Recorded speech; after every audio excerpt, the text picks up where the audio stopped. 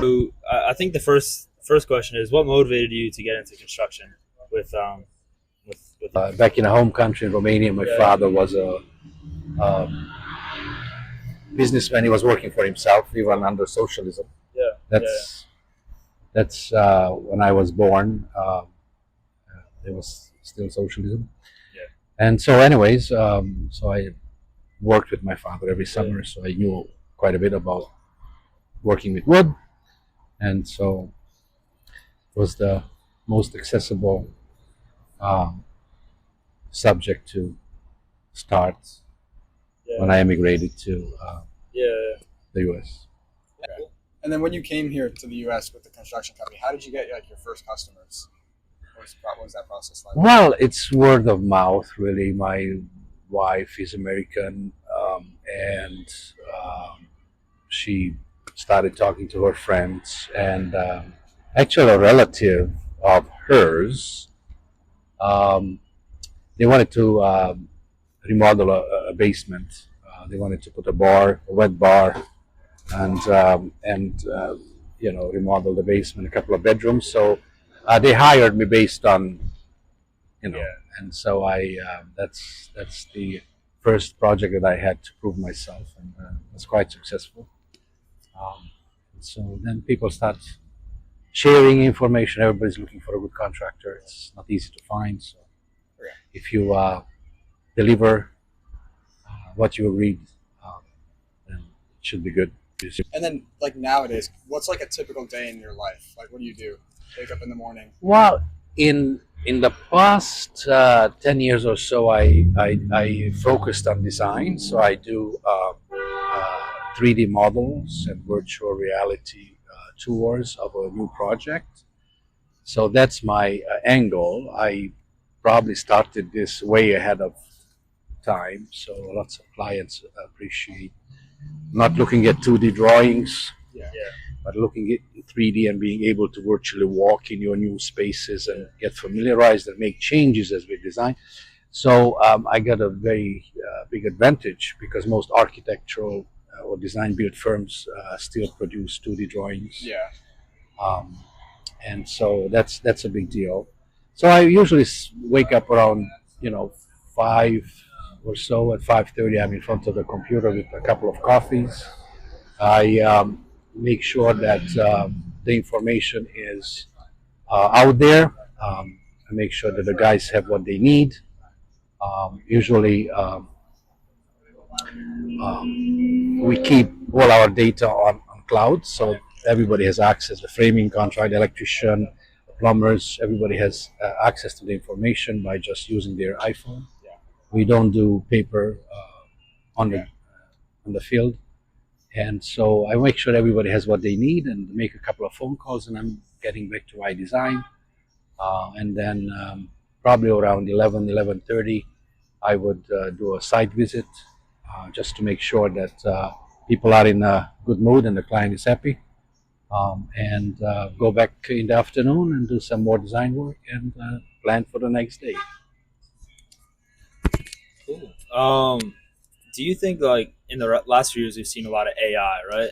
Do you think that's helped you in your business, or you seem to be kind of ahead of the game in that sense? Do you think? Well, I think AI is extremely helpful from simple task as composing a proper email. I mean, you Yeah. can tell AI what type of effect, emotional effect you would like Yeah. from whoever receives that email. If you Yeah. want to sell something, then obviously you compose it differently Yeah. than if you want to apologize because you screwed up. Right. So that's a very simple aspect of it, but also doing research and understanding construction methods, methodologies, Okay. and what's out there. It's extremely helpful. Yeah. So yeah, I mean, I'm a huge fan. Cool. And so would you say that AI like helps you stay ahead of your competitors, or is there something else that gives you kind of an edge over other people in the industry? Well, again, AI is as good as the questions you are asking AI to produce, and what type of constraints you put in AI in terms of answering your questions. So I think if you are smart, and if you know your business well, and if you have a good sense of direction, then obviously the replies that you get from AI is a lot different than the average Joe. So therefore, yes, you are ahead of the game. Um, one of the interesting things. So you mentioned you have a lot of people like under you, plumbers, electricians, all those people. Do you? Are there any people that you look to hire? Like what qualities do you look in a person when you hire them? Per se, if that makes sense. Right, right. Well, I like people that understand their trade very well. I prefer to charge more for my projects so people who work on the project can make a proper living, a decent living. And I expect them to be careful. I expect them to be very attentive, and not just with the project, but also with respect to relationship with the client. And so there are lots of great people out there who do good quality work. It's just a matter of really organizing the whole project in such a way that everybody can find their space and place, and comfortable. And moving away kind of from an entrepreneurial thing into more of a financial area, what are like the biggest expenses you've had when running your construction company? Like, what are the things you have to invest in most or spend the most money on? Well, I think the most money you spend, the most mistakes you make on trying to hire the best subcontractors. So there's a learning curve, and it takes years to develop good relationship with subs, with suppliers. But when you have those relationships, then your costs go down tremendously. People know that they can rely on, they can trust you. So the pricing is different, and so on. And so, yeah, just when you're doing projects in general, is there one type of project that's more profitable than all the others? Is that you specifically look for to like make the most profit on your work? Oh yes, definitely. I mean, creating a space for a family is very profitable in the sense that they are emotionally very involved. So let's say they have two kids, and you design a kitchen island with stools, and you do the interior design, and they can imagine, not just imagine, but they can experience their life to be in a 3D 6 months or a year before they spend the money. So every parent would do anything for the family. So obviously they spend more money, and it's not as difficult to ask for uh, proper prices for your design, because uh, you're designing basically future life for them. Okay. So, but if you want to change the roofing or the siding, nobody really cares. That's a necessity. Yeah, So okay. they are, it's So things that feel more personal are definitely. right. Do you prefer You make this. working on those? Oh, Is there a definitely. favorite type of I'm so project? connected to my projects emotionally. I mean, I have clients who tell me that, Stefan, we put the Christmas tree exactly the way you designed it 2 years ago, and so I put the gifts under the Christmas tree in my 3D, and basically I explain what I think that this how this space could serve them as a family, and so they remember that, and when the actual uh, project is completed and they start walking, then you realize that there was a story that we told, and we achieved. So yeah. Yeah. So, what happens? Let's say like you didn't hire the right person one time, or what? Just in general, throughout your years of running the company, what's like the biggest mistake you've made so far, and how did you learn from that? The biggest mistake is underpricing a project. Okay. It's very difficult to work on low budget whenever you're about to run out of money. So let's say you propose a $200,000 budget for an addition, and then you realize halfway that it's going to cost you 265 or 75,000.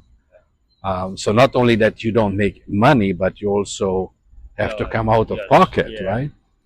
So you better estimate your projects properly. Um, do you feel like is there anything special about the construction industry that you kind of wish you knew going into it in America? Well, I mean, I wish I would have known what I know now, Yeah. but otherwise, I think it's an amazing opportunity to develop all these relationships, to learn about others, to learn about their family stories.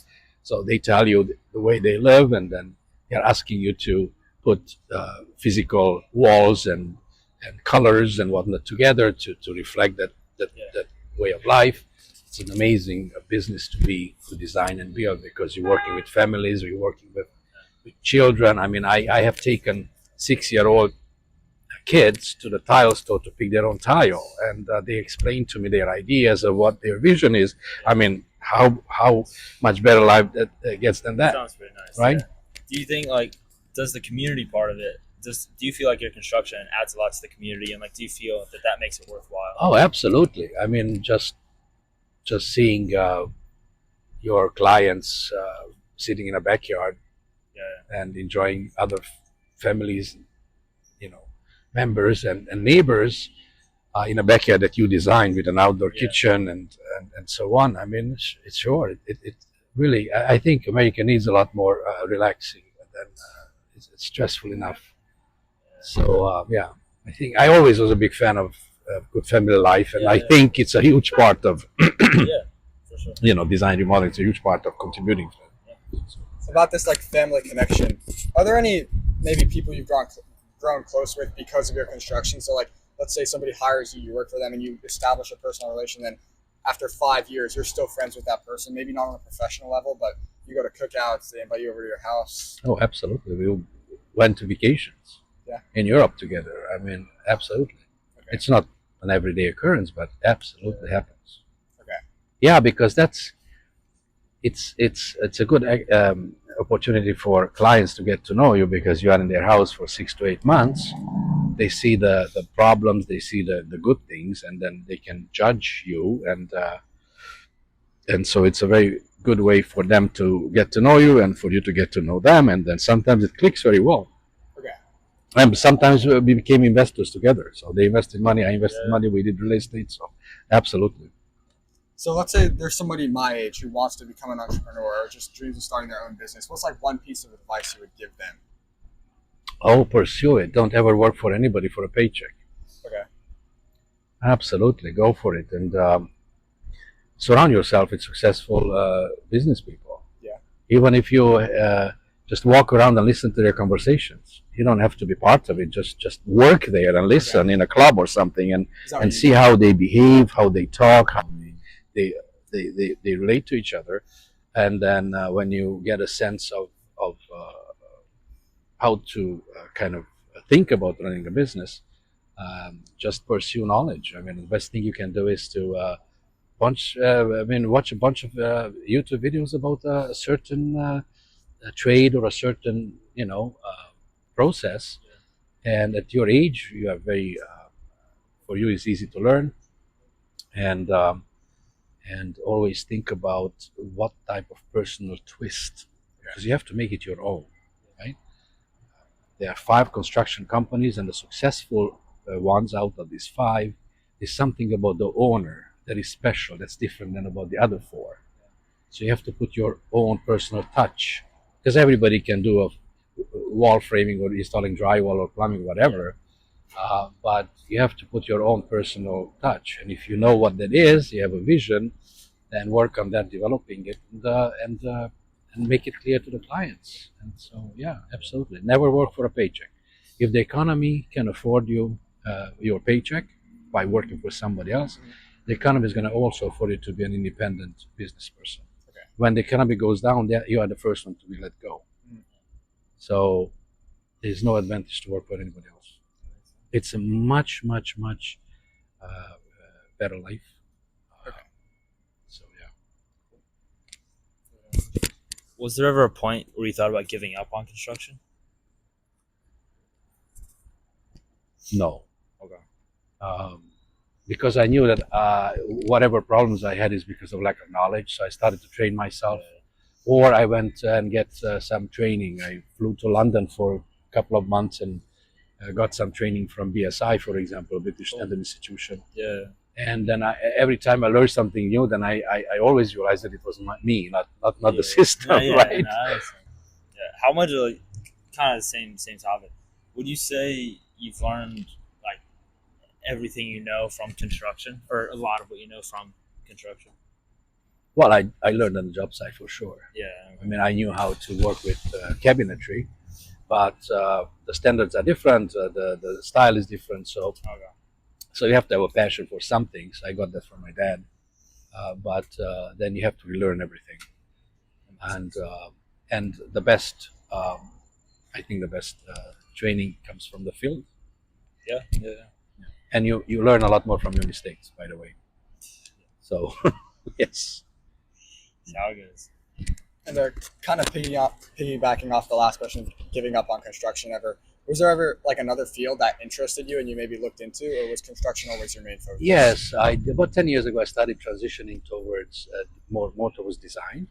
Yeah. So I still have construction projects, but most of my work, like 70% of my work, is design, and I also teach architects and engineers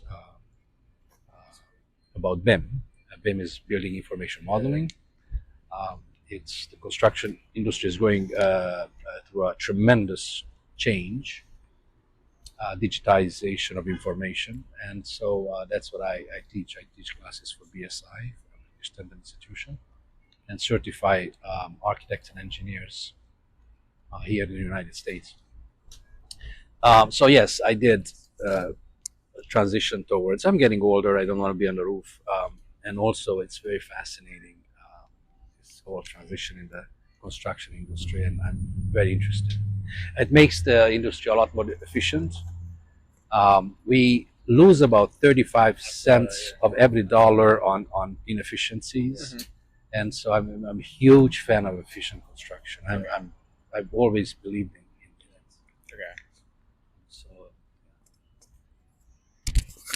Do you think that BIM systems are really like needed right now in America because of inefficient construction? we have over 5,000 bridges that are falling down. We have so much infrastructure that's way beyond its design limit, and BIM, Building Information Modeling, is the only way to do these projects because of the costs. Yeah, that makes sense. There's limited amount of money, It also, and any kind of efficiency that you can introduce in rebuilding America's infrastructure is very helpful, and BIM is the only way to do it, the only approach. Yeah, I just have one more question. In this interview, is there anything that we didn't ask you that you think people who are like starting a business or just in general should know? Well, I think that's a hard question, actually. I think you guys did a good job, but maybe what I would like to propose is people before you start a business, you should have a kind of a financial hygiene. You should know about money. You should know about what's worth doing and what's not. So taking some knowledge in about finances is I think it's important, because you get frustrated. But if you know what you are doing, then you can plan your business. So it's like learning a language, right? You don't think about it, you just talk, right? But we don't think about English or Romanian, we just talk, right? So knowing finances, it's the same way. If you got it down, then you don't have to think about it. You just do your business because you have this knowledge about finances. I would highly suggest any type of business to have a good understanding of how money works, how you can invest other people's money instead of your own, and borrow money from the bank instead of risking your own, and so on. I think especially young people should really learn a lot about finances. So that's the only addition that I can make to this conversation.